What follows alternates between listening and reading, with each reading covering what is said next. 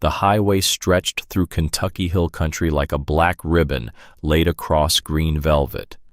40 motorcycles moved down it in tight formation, their engines creating a sound that was less roar and more sustained thunder, the kind that didn't stop, that just kept rolling. The man in front rode a '76 Harley shovelhead with ape-hanger bars and a headlight that had seen 3 decades of American asphalt. His name was Dutch.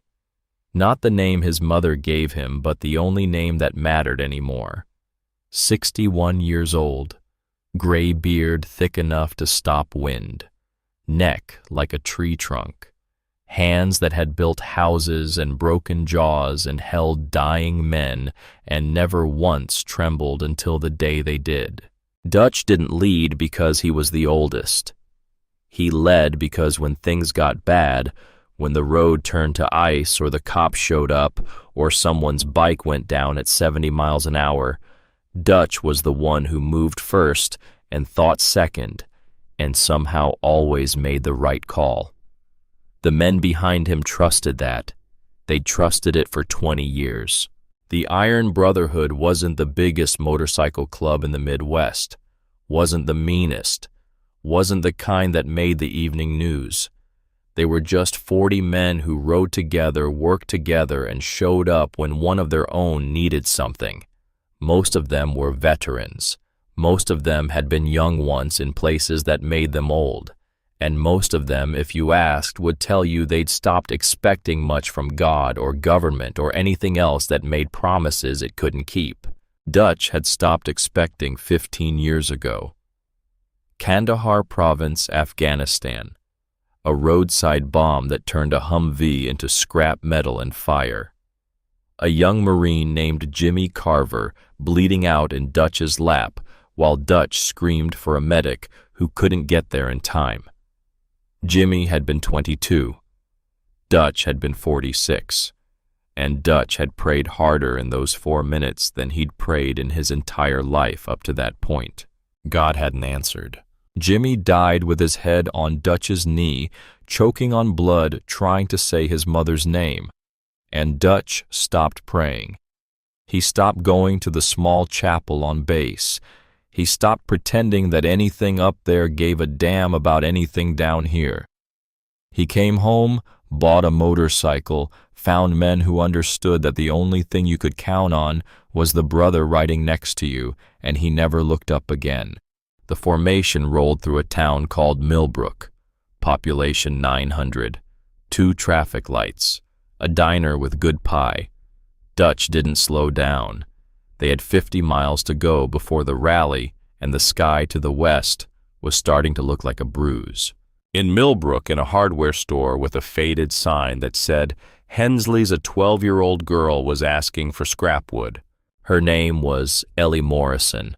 Small for her age, blonde hair that needed cutting. Bare feet because shoes cost money her grandmother didn't have, and because Ellie had never much cared for shoes anyway. She stood in front of the counter with her hands folded in front of her, looking up at Mr. Hensley with eyes that were calm and clear and didn't blink much.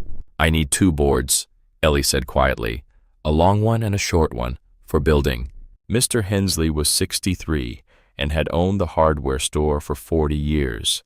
He'd seen plenty of kids come through asking for nails or wood glue or help with school projects. But this one was different. This one never asked for anything. Her grandmother bought on credit, paid late, and Mr. Hensley had stopped extending that credit 2 months ago. He didn't feel good about it, but business was business. "Building what?" he asked. "A cross," Ellie said. Mr. Hensley laughed. Not meanly, just the way a man laughs when a child says something odd. "A cross, what for?" "To put up by the river." "Why?" Ellie didn't answer right away.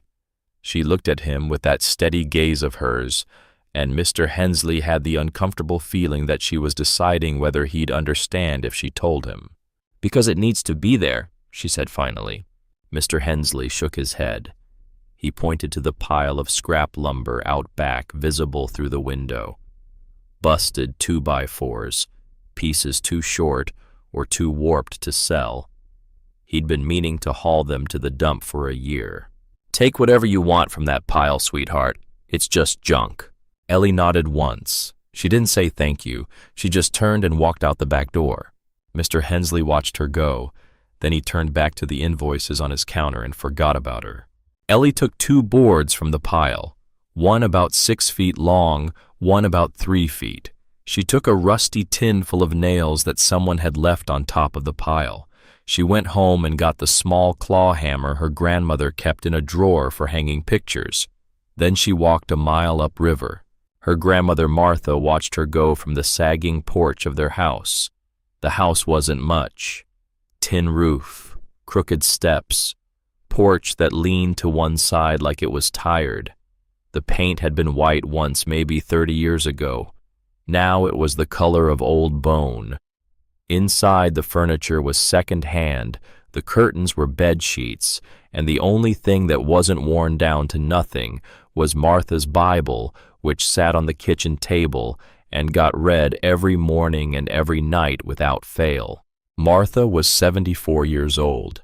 She'd raised Ellie since the girl was 7, since the night a drunk driver crossed the center line on Route 9 and sent Ellie's parents into a concrete divider at 60 miles an hour. The man who did it spent 2 years in jail and got out and was living in the next county over, now doing just fine. Martha prayed for him sometimes. Ellie never did. Martha didn't ask where Ellie was going with the boards. She knew. She'd told the girl 3 nights ago what she'd seen in her sleep. A vision, some would call it. A dream, others would say. Martha called it a word from God, and she'd learned a long time ago not to ignore those. She'd seen the river rising. She'd seen water angry and fast, moving across the land like a hand sweeping pieces off a board. And she'd seen a high place of stone, where God would need to set his foot when he walked across the flood to gather up the people he meant to save. She'd told Ellie to build a cross there on the highest rock by the river so that when the time came the place would be marked. Ellie hadn't questioned it. She'd just said, "Yes, ma'am," and started planning. Martha went inside. She poured herself a cup of weak coffee and sat down at the table with her Bible, and she started praying. She prayed for Ellie.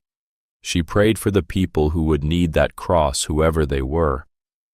She prayed for the man who killed her daughter and son-in-law because hate was heavy and she was too old to carry it. And she prayed for the drunk driver's soul, and for her own, and for the river that was going to rise whether anyone believed her or not. Ellie reached the bluff an hour later. The bluff wasn't a cliff. It was a chunk of limestone that pushed out over the river like a fist maybe 30 feet above the waterline. The top was flat, covered in thin grass and a few scrubby bushes. And right in the center, where the grass thinned out, was a bare patch of stone. Ellie set down her boards. She studied the rock. She knelt and ran her fingers over it, feeling for cracks.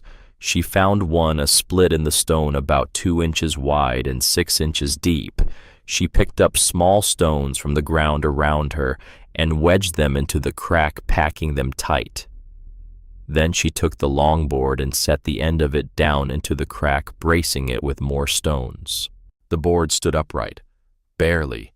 It swayed when the wind hit it. Ellie picked up the shorter board. She held it against the upright one about 2/3 of the way up, forming a cross.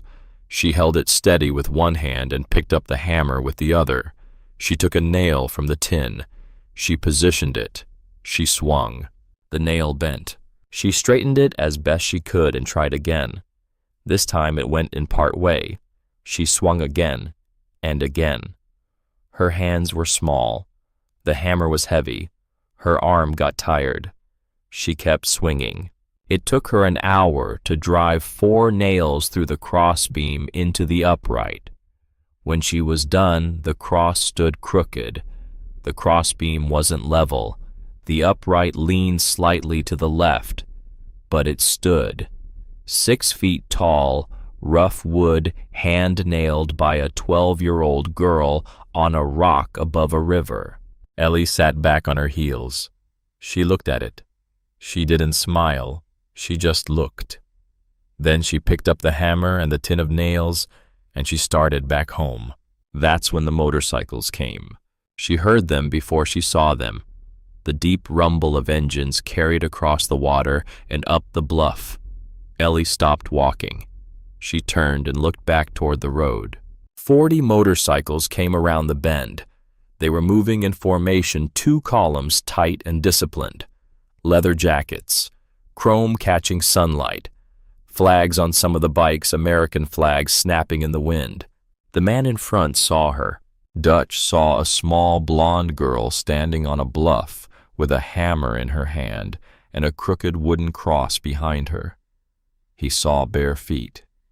He saw a dress that looked like it had been worn by someone else first. He saw a child doing something he couldn't quite figure out. He slowed his bike. The men behind him slowed. Dutch leaned his head back and shouted up toward the bluff. "Hey, little girl, you planning to save the world with that thing?" Some of the men behind him laughed. Not cruel laughter, just the easy laughter of men who'd been riding all day and were in a good mood. Ellie looked down at them. She didn't answer. Dutch grinned. He shouted again, "God helps those who get out of the way, sweetheart. You might want to remember that." One of the men in the back, a guy named Grady, pulled a beer can from his saddlebag. He was drunk enough to think it was funny and sober enough to throw straight. He hurled the can up toward the bluff. It hit the rock about 5 feet from where Ellie stood and bounced off into the grass. The men laughed again. Dutch revved his engine. The formation moved on the sound of their bikes fading around the next curve. Ellie stood on the bluff and watched them go. She didn't move. She didn't speak. She just stood there, small and alone, with the crooked cross behind her and the river below. Then she turned and walked home.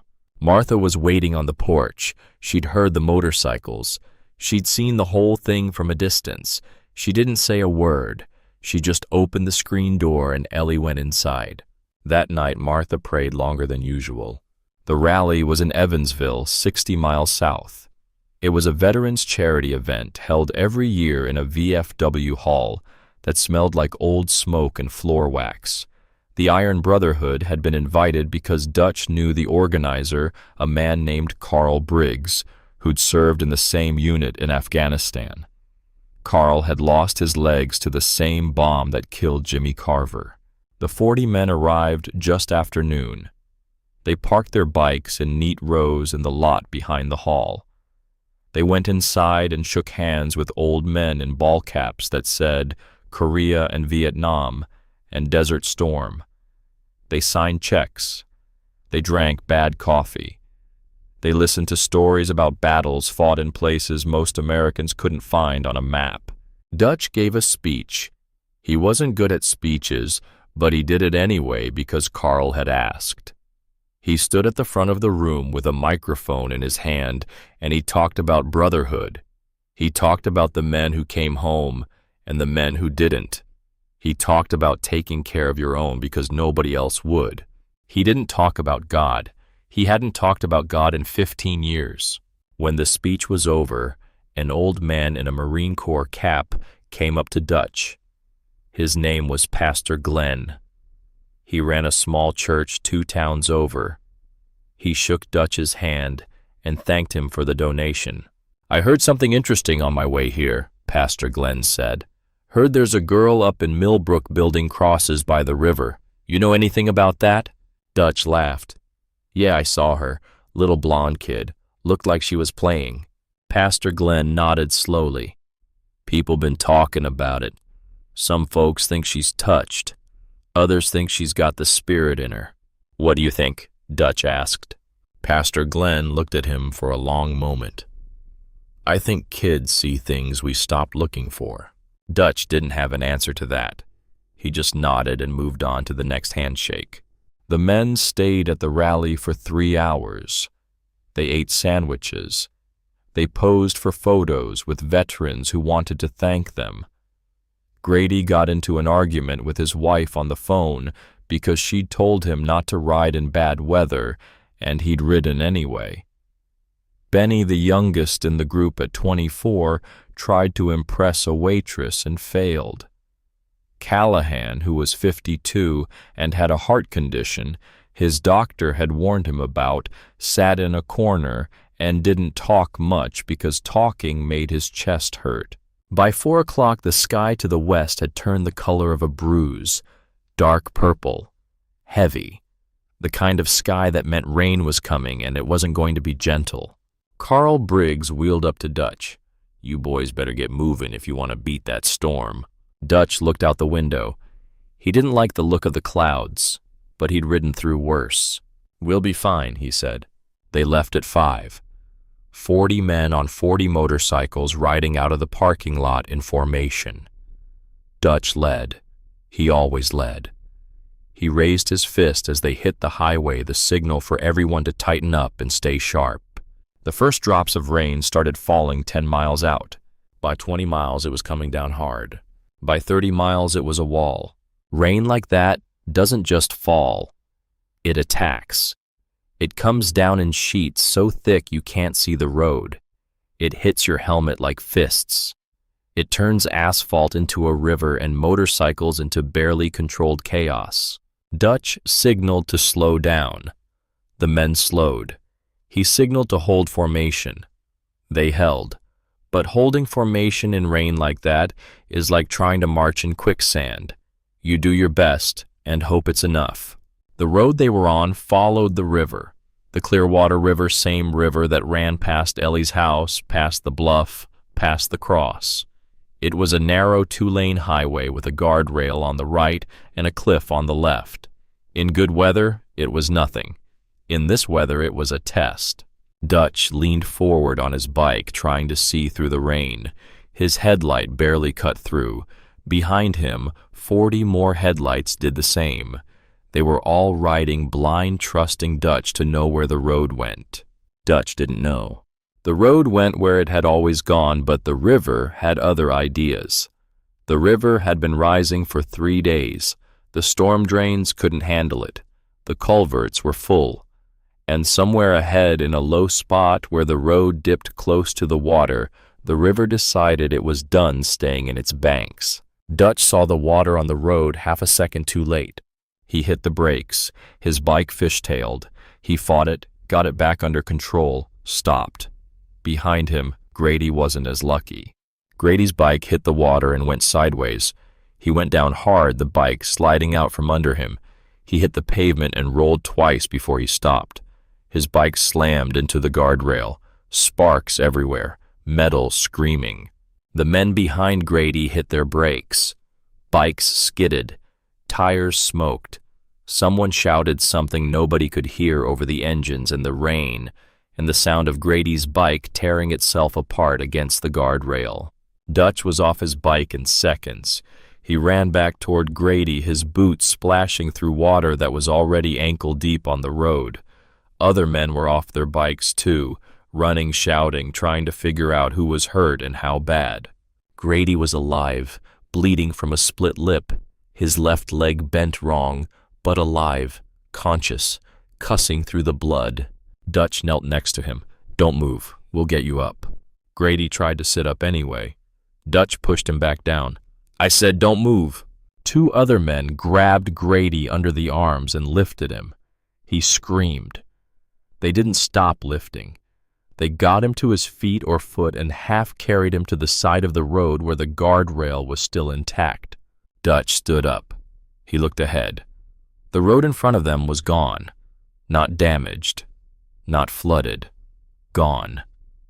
A whole section of asphalt had washed away, leaving nothing but black water rushing across where the pavement used to be. He turned and looked behind them. The road behind was filling up fast. Water pouring across it from a broken culvert somewhere uphill. In 10 minutes, they wouldn't be able to walk out. In 20, they'd be swimming. Dutch did a quick count. 40 bikes, 40 men, all accounted for, all stuck. Benny the Kid came running up from the back of the formation. "Dutch water's coming up behind us too. We're boxed in. Dutch looked at the cliff to his left. It wasn't a cliff. It was a bluff. Steep but climbable. Grass and rock and mud. He pointed up. "Everybody up," he said. His voice was loud enough to carry over the rain.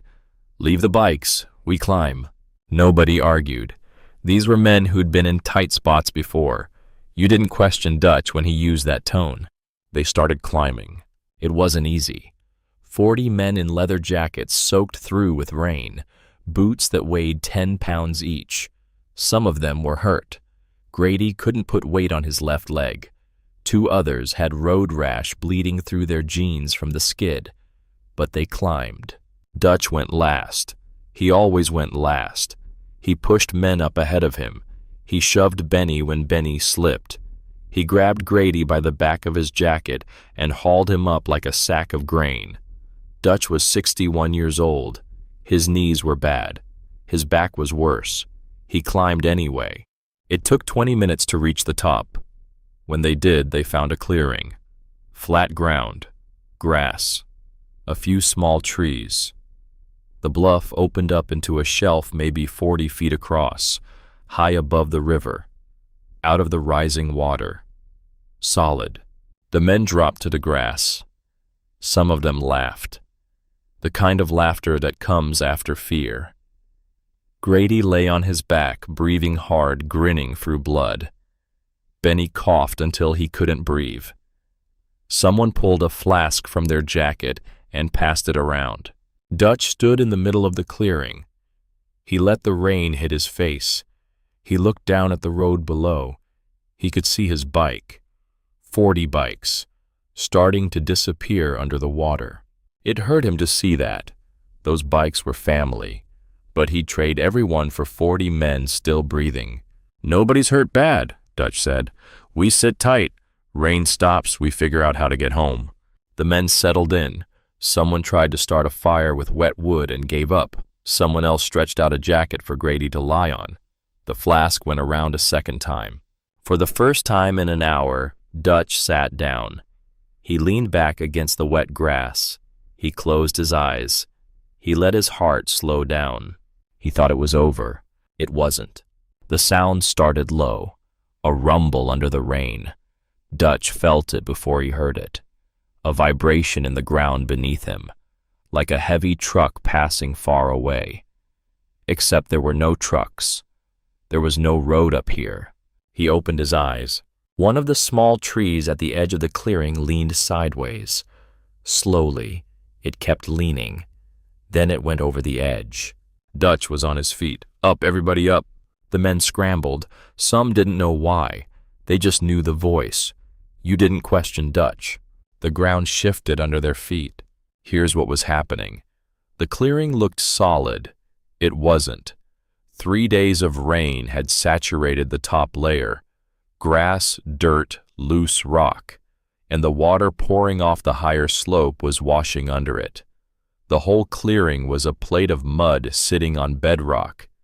And that plate was starting to slide. A section at the edge let go, 20 feet wide. It just dropped. A man named Callahan was standing on it. He went with it. No scream. He just disappeared. The men closest to where he'd been stood frozen, staring at empty space. Dutch felt the clearing tilt. "Move to high ground, anywhere high, move." But they couldn't see high ground. It was dark. The one flashlight they had was Benny's, and the batteries were dying.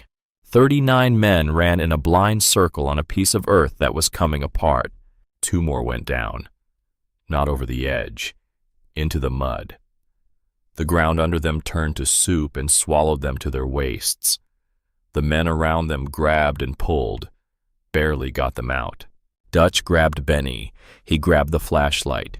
He turned in a slow circle, sweeping the weak beam across the clearing, looking for solid ground. Anything. And that's when he saw it. A cross. Crooked, whitewashed, hand-nailed, standing on a bare outcrop of stone at the far end of the clearing. Around it maybe 15 feet of solid rock. No grass, no mud, just stone. Dutch didn't think. He just moved. "There," he shouted. Everybody to the cross, move. 37 men turned and ran. They slipped. They fell. They crawled. They pulled each other up, and one by one they reached the stone. The mud kept sliding. Another tree went over. Then another. A chunk of clearing the size of a truck broke off and tumbled into the dark. But the rock held. Dutch was the last one on. He stood at the edge of the outcrop, rain running off his beard, and he looked at the cross. He recognized it. 2 boards. Long one, short one, rough nails, a split at the base where someone had packed stones. He knew that cross. He'd laughed at it. He'd shouted at the girl who built it 8 hours ago from the seat of a bike that was now underwater. Dutch went down on one knee, not from exhaustion. His knees didn't give out that easy. He went down because something inside him broke. Something that had been standing for 61 years just slid off the edge like the rest of the clearing. He stared at the cross, at the place where it stood, the only solid ground in the entire bluff, the only spot that wasn't washing away. A 12-year-old girl had figured out what 40 grown men hadn't. She'd put a marker on the only safe place, and she'd done it that afternoon, before the storm, before the road washed out, before any of them knew they'd be here. Dutch looked around. 37 men on 15 feet of stone. Grady was there. Benny had dragged him onto the rock by his jacket, but 3 were gone. Callahan over the edge. 2 others swallowed by the mud. Men named Marcus and Tommy who'd been laughing and riding and alive just an hour before. "Count," Dutch said. His voice was shot. "Everybody count. Call your name." They counted. 37 accounted for, 3 missing. Dutch stood up. He turned back toward the slide. The flashlight was almost dead. The rain was easing, but only slightly. And through the roar of the river and the rumble of the collapsing bluff, Dutch heard a voice. A small one, a girl's voice, calling out in the dark. Dutch froze. "Benny," he said. "Your belt. Give me your belt." Benny didn't ask why. He took off his belt and handed it over. "Yours," Dutch said to the next man. "Yours, yours." He took 6 belts. He buckled them end to end. He tied one end around his waist and handed the other to 4 of his biggest men. "I go down," he said. "You hold. If I pull twice, you pull me back, hard. Understand?" They understood. Dutch went over the edge. 61 years old, soaking wet leather, going backward down a mudslide in the dark with nothing but 6 belts between him and a 100-foot drop into a flooded river. Dutch didn't hesitate. His boots hit mud and he started sliding. He dug his heels in, slowed himself. The men above were holding the belt rope tight. He could feel their weight, their strength. He trusted it. 15 feet down, his boots hit something solid, metal. He swept the dying flashlight across it. A roof, tin roof, slanted. He was standing on a house. The house that used to be a quarter mile from the river. The house with the sagging porch and the tin roof and the white paint worn down to bone. The flood had lifted it, carried it, and wedged it against the base of the bluff. The back half was gone, torn away. The front half was lodged against a pile of rock barely holding. Dutch swept the light across the roof. There, Ellie Morrison, 12 years old, barefoot, soaked, sitting on the peak of the roof with her arms wrapped around her grandmother. Martha wasn't moving. Her head was tilted back against Ellie's shoulder. Her eyes were closed. She might have been unconscious. She might have been dead.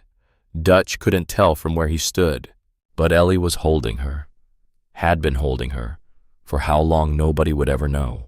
When the flashlight hit her, Ellie looked up, calm, like she'd been waiting. "Mister," she said quietly, "can you help my grandma?" Dutch's throat stopped working. He tried to answer. Couldn't. He swallowed hard and tried again. "Yeah, kid, I can help." He tugged twice on the belt rope. The men above started pulling slowly. Dutch braced himself on the roof, reached out and got his hands under Martha's arms. She was light, lighter than she should have been, like there wasn't much left of her. Ellie helped him lift. Together they got Martha upright. Dutch looped the end of the belt rope under her arms and tied it as tight as he could. "Pull," he shouted up. "Pull her up." The men hauled, hand over hand, slowly. Martha went up the muddy slope like a rag doll on a line. Dutch watched until she cleared the edge, then he turned back to Ellie. "Your turn, kid. Climb on my back." Ellie didn't move. "I can walk," she said. "You're 12 and barefoot. You'll climb on my back, or I'll throw you over my shoulder. Your choice." Ellie looked at him for a moment. Then she stood up, stepped carefully across the wet tin roof, and climbed onto Dutch's back. She weighed almost nothing. Dutch started climbing, no belt rope this time, just his hands on wet rock and mud, his boots slipping, his knees screaming, his shoulders burning. He climbed anyway. Halfway up, his left boot lost its grip. He slid back 3 feet before he caught himself on a root. Ellie didn't make a sound. She just held on tighter. Dutch kept climbing. When he reached the top, 36 men grabbed him and pulled him over the edge. They set Ellie down on the rock next to the cross. Martha was already there, alive, breathing. One of the men had wrapped her in his leather jacket. That jacket had a patch on the back. Iron Brotherhood. That jacket was a man's history. Giving it up wasn't a small thing. Dutch knelt in the mud in front of Ellie. The girl stood on the bare stone at the foot of her crooked cross, wet hair plastered to her forehead, bare feet on solid rock. She looked up at him with those clear, calm eyes. Dutch had to start twice before the words came. "Kid," he said, "listen, I owe you something." Ellie didn't speak. "I was on the road this afternoon," Dutch said. "Me and my men. We came by while you were up here, and I said things. I said things I shouldn't have said. About you. About what you were doing. About this." He pointed at the cross. "I laughed at you. I threw words at you like they didn't matter. And I was wrong. Wrong in every way a man can be wrong."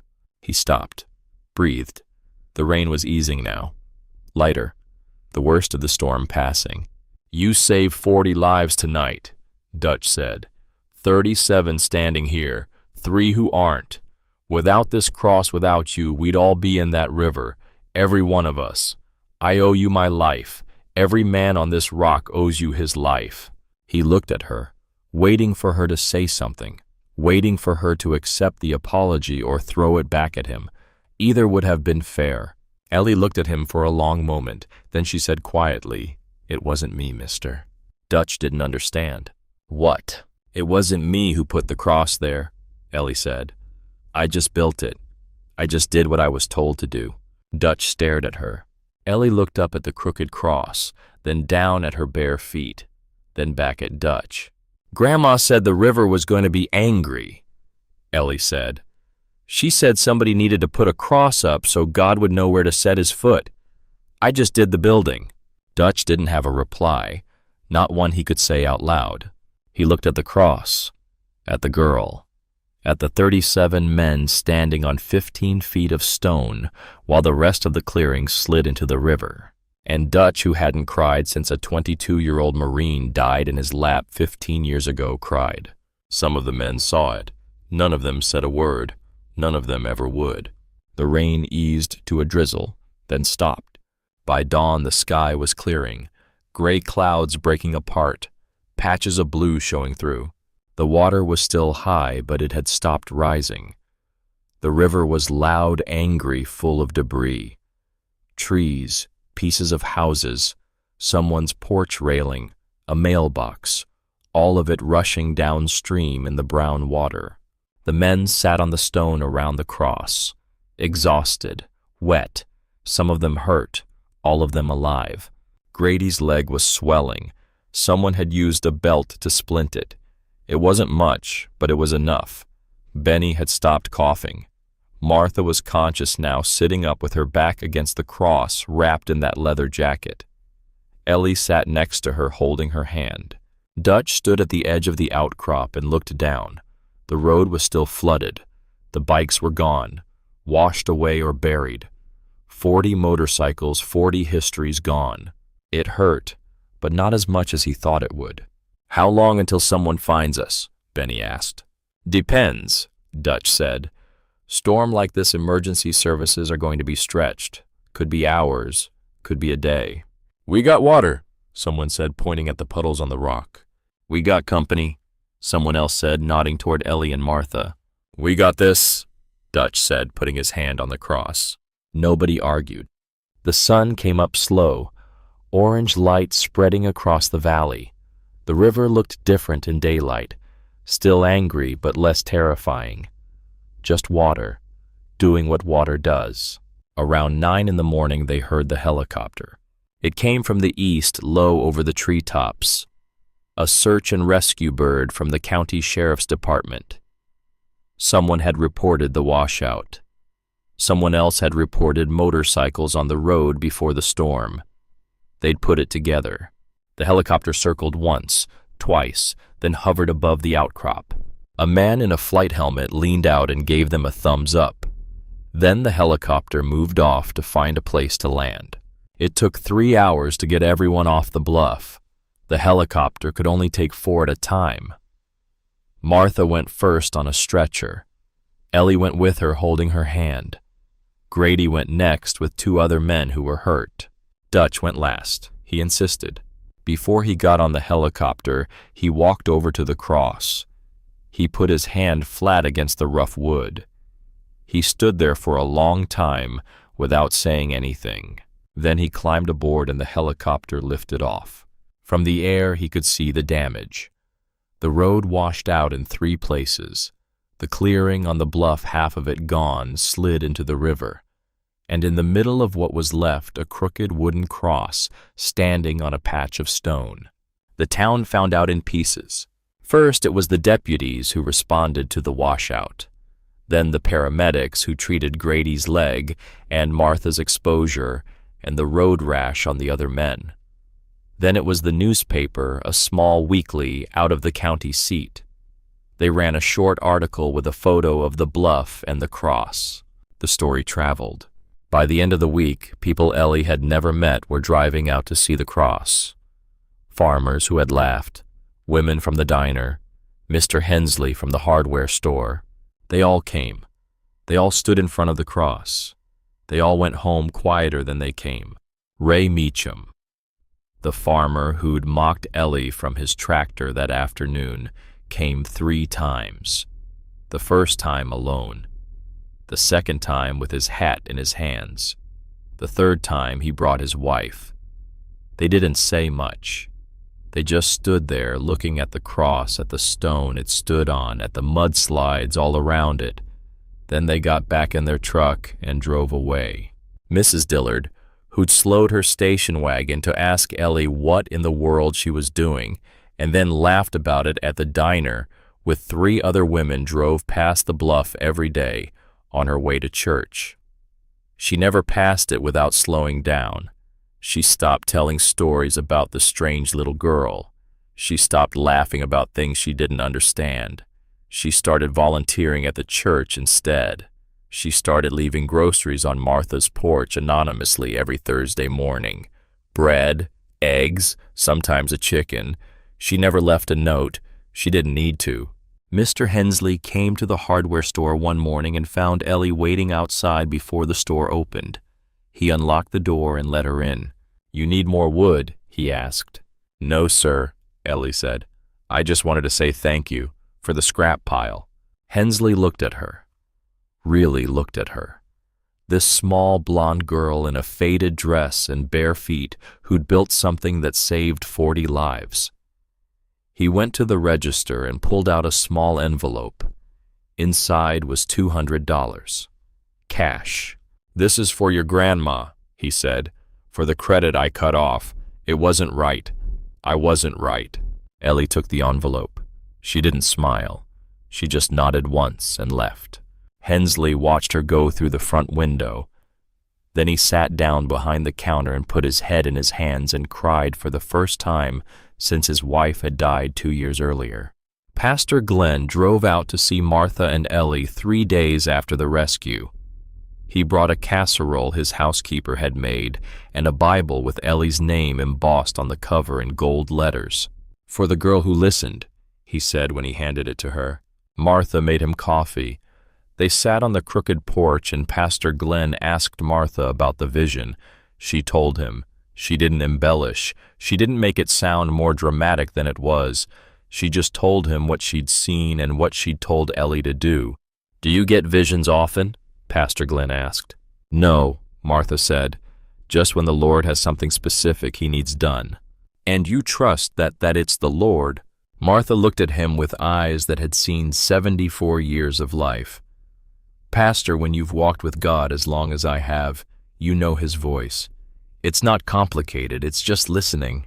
Pastor Glenn nodded. He looked out at the river. It was calm now, back in its banks, like nothing had happened. "Do you think he'll speak to Ellie that way?" he asked. "I don't know," Martha said, "but I know she'll listen if he does." Dutch went home to Louisville. The Iron Brotherhood had a clubhouse there, an old garage with a bar and a pool table, and pictures on the walls of men who'd ridden and died and were still remembered. The men gathered there 3 days after the flood, all 37 who'd made it off the bluff. They drank. They told the story over and over, each man adding details the others had missed. How the rain had hit, how the road had vanished, how the clearing had started to slide, how they'd found the cross. Someone brought up Callahan and Marcus and Tommy, the 3 who didn't make it. The room went quiet. Dutch stood up. He raised his glass. "To Callahan," he said. "To Marcus, to Tommy, brothers, gone but not forgotten." The men drank. Then Dutch said something else, something he hadn't planned to say. It just came out. "They were carried home by a girl and a cross. I won't ever forget it. Neither should you." The men didn't forget. The funerals were held over the next 2 weeks. Callahan's family flew in from Oregon. His widow was a small woman with gray hair and steady hands. She shook Dutch's hand and thanked him for trying to save her husband. Dutch told her he was sorry. She told him not to be. She said Callahan had died doing what he loved with men he trusted, and that was more than most people got. Marcus's family came from Tennessee. His son was there, 17 years old, angry. He looked at Dutch and said, "Why'd you leave him? Why'd you run to that cross and leave my dad in the mud?" Dutch didn't flinch. "Because I didn't know he'd fallen until it was too late. If I'd known, I would have gone back for him. I would have died trying." The boy stared at him. Then he broke down crying, and Dutch held him while he cried. Tommy's funeral was in Kentucky. Local boy. Lots of people came. Dutch spoke at all 3 funerals. He said the same thing at each one. He told the story of the bluff and the cross and the girl who built it. He told them their husbands, their fathers, their brothers had been part of something bigger than any of them understood. He didn't say it was God. He wasn't ready for that yet, but he didn't say it wasn't either. After Tommy's funeral, Dutch went to a small church on the south side of Louisville. He hadn't been inside a church since before Kandahar. He sat in the back pew. He didn't pray. He just sat. The pastor, an older man named Father Michaels, came and sat next to him.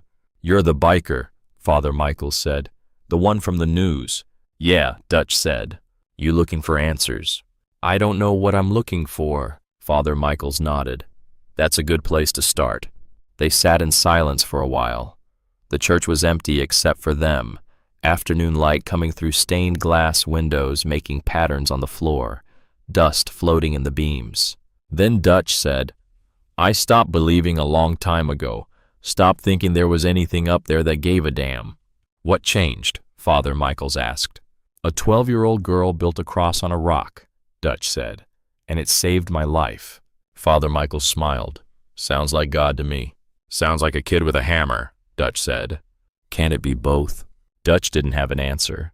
He went back to the church the next Sunday, and the Sunday after that. He didn't join, didn't get baptized, didn't make any big declarations. He just showed up. sat in the back, listened.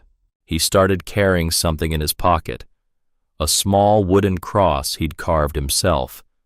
He'd driven back to Millbrook one afternoon alone and parked his bike behind Hensley's Hardware. He'd walked to the scrap pile and taken a piece of wood, the same pile Ellie had taken her boards from. He'd carved the cross in his garage over the course of 3 nights. It wasn't pretty. It wasn't even straight. He made it crooked on purpose because that was the point. That was the whole point. He carried it everywhere, in his right front pocket. Sometimes he'd reach in and touch it, just to know it was there. The men in the club noticed. They didn't say anything, but they noticed. 1 year after the flood, the Iron Brotherhood rode back to the bluff. All 37 men who'd survived. They parked their bikes on the road, the same road that had been rebuilt after the washout. New asphalt, fresh paint on the guardrails. No sign of what had happened except for the memories. They climbed the bluff on foot. The cross was still there, more weathered now. The whitewash Ellie had brushed on had faded to gray. The wood was starting to split in places, but it was standing. Dutch had brought tools, concrete mix, better lumber, 2x6s instead of scrap. The men spent the afternoon rebuilding the cross. They dug a proper hole, mixed concrete, sank the base deep, used galvanized nails that wouldn't rust, built it to last. But they kept it crooked. Ellie had asked them to.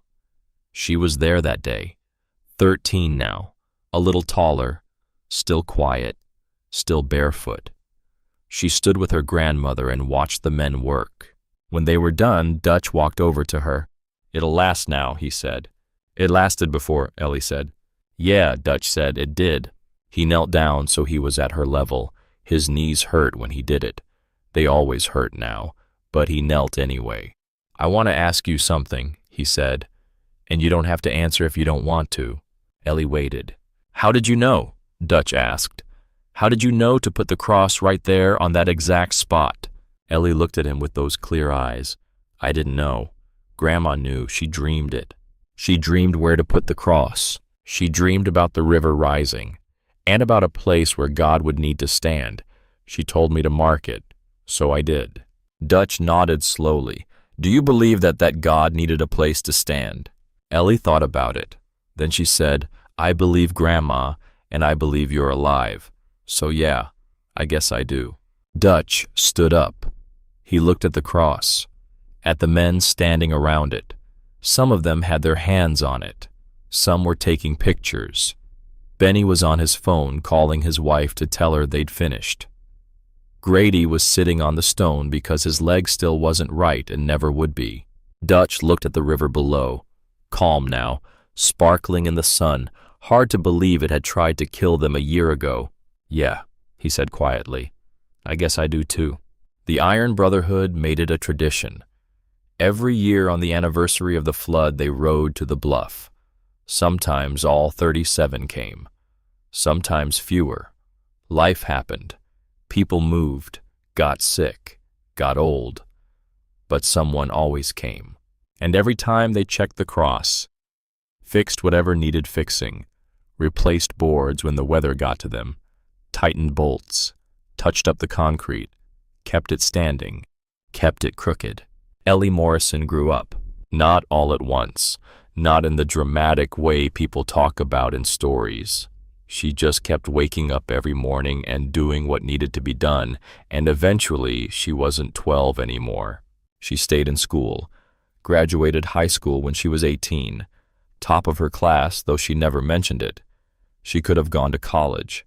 Her teachers said she should. But Martha was getting older and someone needed to be there, and Ellie never really wanted to leave anyway. She worked at Hensley's Hardware. Started when she was 14, sweeping floors and stocking shelves. By 16, she could mix paint and cut glass and tell a contractor exactly what he needed for any job. By 18, she was running the register and doing the books. When she was 20, Mr. Hensley called her into his office. He had papers drawn up, partnership papers, 20% of the business with an option to buy him out when he retired. "You've earned it," he said. "More than earned it." Ellie signed the papers. She didn't make a big deal about it. She just signed and went back to work. Martha lived 11 more years after the flood. She got older, slower, but she never stopped. Never stopped reading her Bible. Never stopped praying. Never stopped sitting on that crooked porch watching the river. People would come to see her sometimes. Not often, but sometimes. People who'd heard about the vision, about the cross. They'd ask her how she knew, how she'd seen what was coming. She never gave them a straight answer. She'd just smile and say, "God talks. Most folks just don't listen." She died on a Tuesday morning in March. Peaceful, in her sleep. The Bible open on the bed next to her turned to Psalm 46. "The Lord is our refuge and strength, a very present help in trouble." Ellie found her that way. She sat on the edge of the bed for a long time, just holding Martha's hand. Then she called Pastor Glenn. The funeral was held at the small church in town. Pastor Glenn, older now, white-haired voice, not as strong as it used to be, did the service. He talked about Martha's faith, about her kindness, about the way she'd raised a girl who saved 40 men with a hammer and some scrap wood. The church was packed, standing room only, and in the back, taking up 3 full rows, were the Iron Brotherhood, all 37 men who'd survived the bluff. Some of them had gray in their beards now, some of them limped, some walked with canes, but they came, every single one. Dutch stood at the front when Pastor Glenn asked if anyone wanted to say a few words. Dutch was 72 now, still big, still strong in the shoulders and chest, but moving slower. His voice was rougher, worn down by years and cigarettes and shouting over motorcycle engines. "I didn't know Martha well," Dutch said. "Met her once, night of the flood. She was half-conscious, wrapped in a jacket, and I pulled her up a mudslide on a belt rope made from 6 motorcycle belts." He paused, looked at the casket, at Ellie sitting in the front row, face calm, hands folded. "But I know what she did," Dutch continued. "She listened. When God told her something, she listened. And then she told a 12-year-old girl to build a cross on a rock, and that girl did it. And because of that, I'm standing here. We're all standing here." He looked at the men in the back. They nodded. "Martha was a woman of faith," Dutch said. "Real faith. The kind that doesn't ask for proof. The kind that just obeys. I spent 15 years thinking faith was for fools. Took a flood and a crooked cross to teach me different." He looked at Ellie. "Your grandma saved my life. By listening, by believing, by raising you to do the same. I'll be grateful for that until the day I die." He sat down. After the service, people filed past the casket. They hugged Ellie, told her they were sorry, brought casseroles and cards and money in envelopes. The Iron Brotherhood was the last to leave. Each man stopped in front of Ellie. Some shook her hand. Some hugged her. Dutch was the last. He didn't say anything. He just pulled her into a hug and held her for a long moment. When he let go, his eyes were wet. "You need anything," he said. "Anything at all, you call me, you hear?" Ellie nodded. She didn't call. She didn't need to. She had the hardware store. She had the house paid off years ago. She had enough. But Dutch checked in anyway. Called once a month, just to talk, just to make sure she was okay. They'd talk about nothing. The weather, the store, how business was, how the club was doing. Neither of them mentioned Martha much. It hurt too much. But she was there in every conversation anyway. Life went on. Ellie met a man named Daniel Porter when she was 23. He came into the hardware store looking for roofing nails and a chalk line. Ended up staying for an hour talking about nothing in particular. Came back the next day for screws he didn't need.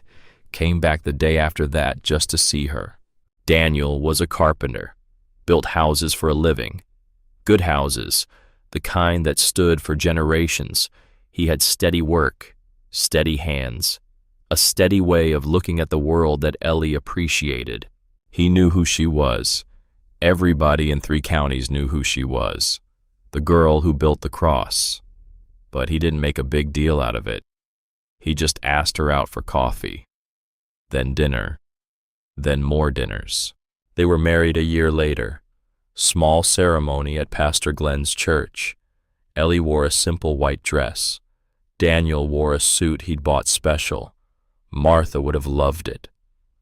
Ellie thought about that all through the ceremony. The Iron Brotherhood showed up. 40 men on motorcycles lining the street outside the church. Dutch gave her away, walked her down the aisle, shook Daniel's hand, whispered something to him that nobody else heard. Daniel nodded and whispered something back. Years later, Ellie asked Daniel what Dutch had said. He said if I ever hurt you, he'd find me, and he'd make sure I regretted it. What did you say back? I said if I ever hurt you, he wouldn't have to find me. I'd come to him myself. They had 2 children. A girl first, Sarah, born 2 years after the wedding, then a boy, David, 3 years after that. Ellie raised them the way Martha had raised her. With prayer, with work, with the understanding that faith wasn't something you talked about much. It was something you lived, something you did, something you built with your hands when you were told to build it. She told them the story when they were old enough to understand, about the river, about the vision, about the cross, about the men who lived because a grandmother listened and a girl obeyed. Sarah asked once why Ellie had built the cross if she didn't really understand why. Because Grandma Martha asked me to, Ellie said. But what if she was wrong? Sarah asked. She was 9 years old, smart, always asking questions. She wasn't, Ellie said. But what if she had been? Ellie thought about that. She was folding laundry at the kitchen table. Sarah was sitting across from her doing homework. The house was quiet except for the sound of David playing in the other room. Then I would have built a cross for no reason, Ellie said. And that wouldn't have been the worst thing. Sometimes we do things because we're asked, because we trust the person asking. That's what love is, Sarah. Doing what's asked even when you don't understand why. David asked once if God really needed a place to stand. I don't know, Ellie said. But 40 men needed a place to stand, and the cross marked it, so maybe that's the same thing. The children grew up hearing stories from the men who came every year. Grady, limping now worse every year, told them about the climb up the bluff, how Dutch had pushed him up when he couldn't make it on his own. Benny, not so young anymore, graying at the temples, told them about the mudslide, how the ground had just disappeared under his feet, how he'd thought he was dead, how Dutch had grabbed him by the jacket and thrown him toward the cross like he weighed nothing. Dutch told them about pulling their mother up a bluff on a belt rope when she was 12 years old and weighed almost nothing and didn't make a sound the whole way up. The kids loved Dutch. He'd show up on his motorcycle, beard white, now leather jacket worn soft, and he'd sit on the porch with them and tell stories until the sun went down. He'd bring them candy he wasn't supposed to bring. He'd let them sit on his bike. He'd tell them about the roads he'd ridden and the things he'd seen. And he'd always touch the small wooden cross in his pocket before he left. Dutch lived to be 79. He died on a Sunday morning in April. Heart attack. Quick. He was working on his bike in the garage when it happened. Benny found him an hour later. He'd gone down next to the shovel-head wrench still in his hand. Didn't suffer. Just went down and didn't get up. The Iron Brotherhood held the funeral. Biggest turnout in the club's history. Over 200 bikers from 5 states. The procession stretched for miles. Engines rumbling. Flags flying. Every bike polished to a shine. Before Dutch died, he'd left a letter with his lawyer. Instructions, specific ones. He wanted his ashes taken to the bluff, scattered at the foot of the cross. On a clear morning, when the river was low and the sun was up and the world was quiet. Ellie was there when they did it. She was 54 now, white hair starting to show at her temples, lines around her eyes, but still her, still quiet, still steady. The Iron Brotherhood came, 32 of them now. 5 had died over the years, 2 had moved away and couldn't make it. 1 was too sick to travel, but 32 came. They climbed the bluff in silence. The path was worn now, easier to climb than it had been that night in the rain. The cross was still there, rebuilt twice more over the years. New wood, fresh concrete, but still crooked, always crooked. Dutch's son Jacob came. He'd never ridden a motorcycle in his life, didn't understand what his father saw in them, but he came because it's what Dutch wanted. He handed the urn to Ellie. "He wanted you to do it," Jacob said. Ellie took the urn. It was heavier than she expected. She walked to the cross. She knelt at the base right where she'd knelt 42 years ago to pack stones into a crack. She opened the urn and poured the ashes onto the stone. The wind caught some of it, carried it out over the river, over the water that had tried to kill Dutch and 40 other men, over the water that had brought him here, over the water that had changed him. Ellie stayed kneeling for a moment. Then she spoke, quiet, just a few words. The men behind her strained to hear. "Thank you for listening," she said. "Thank you for believing. Thank you for coming back." She stood up. She looked at the men standing around her, men she'd known for more than 40 years, men who'd become family. "He was a good man," she said. "He was," Grady said. His voice was rough. He was crying. So were most of the others. "Because of you," Benny said. "No," Ellie said. "Because of Grandma, and because he chose to be." She walked back down the bluff. The men followed. They didn't say much. They didn't need to. They got on their bikes and rode away one by one, engines echoing across the valley, a sound that would have made Dutch smile. The years kept passing.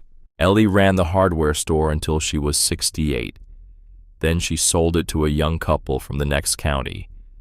Good people, hard-working. She made them promise 2 things: keep the store in the family if they could, and keep the scrap pile out back. Give it away for free to anyone who asked. They promised. She stayed in the house by the river. Daniel had passed by then. Cancer. 5 years earlier. It had been quick. 6 months from diagnosis to funeral. He'd faced it the way he'd faced everything. Steady, calm, building one more thing before he left. A good life, a good marriage, good children, a good death. The kids were grown. Sarah was a teacher in the next town over, married, 2 kids of her own. David was a contractor like his father, built houses, good ones. He'd taken over Daniel's business, kept the name. Porter Construction. Said it meant something. Said people trusted it. Ellie lived alone. She didn't mind. She had her garden, her porch, her Bible, the river. People still came to see the cross. Not as many as before. The story had faded over the years, become local legend, something old folks talked about but young folks didn't quite believe. But some still came, and Ellie, when she saw them walking up the path, would sometimes walk up the bluff with them if they wanted company. She'd stand next to the cross and tell them the story if they asked, not the dramatic version, just the facts. A storm, a road washout, a mudslide, a cross on solid rock, 40 men saved, 3 lost. Some people asked if she ever regretted it, building the cross, getting caught up in something so strange. No, she always said. It was the most important thing I ever did. Why, they'd ask. Because I was told to do it, and it mattered. That was enough of an answer for most people. On a Tuesday morning in late September, Ellie walked up to the bluff. She did that sometimes. just to check on the cross, make sure it was still standing, make sure the concrete hadn't cracked, make sure no vandals had touched it. It was standing, solid. The wood was weathered gray now. The letters someone had carved into the base, the names of Callahan and Marcus and Tommy, were still visible. Fresh flowers sat at the foot of it. Someone had been here recently. Ellie sat at the base of the cross, looked out over the river. The water was low, clear, sunlight dancing on the surface. She thought about Martha, about Dutch, about the night the rain came and the men climbed and the ground gave way, and the only thing that held was this crooked piece of wood on a patch of stone. She thought about all the years since, the funerals, the weddings, the children, the quiet, steady march of days that made up a life. She thought about whether any of it had mattered. And sitting there at the foot of the cross with the river below and the sky above and the wind moving through the grass, she decided it had. Not because the cross was famous, it wasn't. Not because she was special, she wasn't. But because when God needed a place to stand, someone had marked it. And when men needed saving, the mark was there. That was enough. Ellie died 3 years later, at home, in her sleep, Bible open on the bed beside her, just like Martha, just like it should be. Her funeral was smaller. Most of the Iron Brotherhood was gone. Grady had passed, Benny, most of the others, but a few came. Old men now, some in wheelchairs, some with oxygen tanks. But they came. And after the service, those who could still ride got on their motorcycles slow and careful and rode out to the bluff. They climbed it one last time. Took them half an hour, kept having to stop and rest. But they made it. They stood around the cross. One of them, a man named Cole, who'd been 26 the night of the flood and was 73, now put his hand on the cross. "She saved us," he said. "She did," another man said. "All of us," a third man added. They stood in silence for a while. Then they climbed back down, got on their bikes, and rode away. The cross stayed. Years passed. Decades. The highway was repaved, widened. A guardrail was added where the washout had been stronger than the old one. A small historical marker was placed near the turnoff to the bluff. The State Historical Society had approved it after Sarah Ellie's daughter had petitioned for 3 years. It read, "In 1985, a flash flood washed out this section of highway. 40 motorcyclists were stranded on the bluff above. A mudslide threatened their lives. They survived by gathering around a wooden cross built by a local girl, Ellie Morrison, age 12. The cross marked the only stable ground. 37 men were rescued. 3 were lost. The cross still stands. People still visit, not many, but some. They park at the turnoff, read the marker, walk the gravel path up to the bluff, stand in front of the cross. Most of them don't know the whole story. They just know something happened here, something worth remembering, something worth the climb." On a Saturday afternoon, a man in his 70s pulled his truck off the highway. He had his granddaughter with him, 10 years old, blonde hair, barefoot because she'd kicked off her sandals in the truck and refused to put them back on. They walked up to the bluff together. The old man moved slow, bad knees. The girl ran ahead, then came back, then ran ahead again. The cross was still there, weathered, old, leaning slightly to the left. The girl stopped in front of it, put her hand on the wood. "Why is it crooked, Grandpa?" The man smiled. "That's the point, sweetheart." "What point?" "The point is, it doesn't have to be perfect to matter. It just has to be there when it's needed." The girl thought about that, her hand still on the wood. "Who built it?" "A girl about your age, long time ago." "Why?" "Because her grandma told her to, and because she listened." "Did it help?" "Saved 40 lives." The girl looked at the cross with new eyes. 40 people, 40 men, the grandfather said. Good men. They were going to die, and this cross saved them. How? It marked the only safe place to stand when everything else was falling apart. They stood there for a while, the man with his hand on his granddaughter's shoulder, the girl with her hand on the cross, the river below, the sky above, the wind moving through the grass, making patterns carrying sound. Then they walked back down to the truck. As they drove away, the man looked in the rearview mirror. The cross was still visible, standing on the bluff, crooked and weathered and exactly where it needed to be. He thought about the girl who'd built it, about the men it had saved, about the grandmother who'd listened to God and the granddaughter who'd obeyed. He thought about faith, real faith, the kind that builds crosses on rocks without knowing why, the kind that trusts even when it doesn't understand, the kind that does what it's told even when everyone's laughing. And driving down that highway with his granddaughter beside him humming a song from the radio, he said a quiet prayer of thanks for crosses that stand, for girls who listen, for grandmothers who see, for the places where God sets his foot when the rivers rise. The cross is still there. If you drive down that river road today, past Millbrook, past the hardware store that's under new management, now past the church with the white steeple, past the diner that still serves good pie, there's a turnoff, easy to miss if you're not looking. Gravel path, worn but walkable, climbs up to a bluff.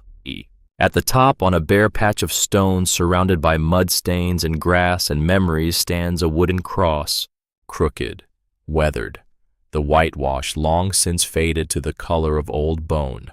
People still come to it, not many, maybe a few dozen a year, maybe less. They stand in front of it. They touch the wood. They read the names carved at the base. Callahan, Marcus, Tommy. They read the historical marker at the bottom of the path. They take pictures, and they go home quieter than they came. Because something happened here. Something that started with a 12-year-old girl and a grandmother's vision and a storm that washed away a road and nearly 40 lives. Something that saved 37 men who should have known better. Something that changed a hard man named Dutch and turned mockery into belief and doubt into faith, and a biker into a man who carried a wooden cross in his pocket for 18 years. The world is full of crosses on bluffs, built by people nobody listens to, for reasons we don't bother to ask about, by hands too small and hearts too faithful and voices too quiet to be heard over our own noise. And we laugh, because we're grown, because we're smart, because we think we know better than children and grandmothers and anyone who still believes in visions and voices and God setting his foot anywhere at all. And sometimes the river rises, and sometimes when it does, the only thing left standing between us and the dark is the thing we laughed at, the thing we mocked, the thing built by hands we dismissed and faith we didn't understand. That's the story of Ellie Morrison, of Martha who listened when God spoke, of Dutch who learned that faith isn't weakness, of 40 men on motorcycles and one crooked cross, and the moment when everything fell away except the truth. The cross is still there, standing crooked on a rock above a river. Not because it's perfect, but because it's right where it needs to be. And it always has been, because that's the point. That's the whole point.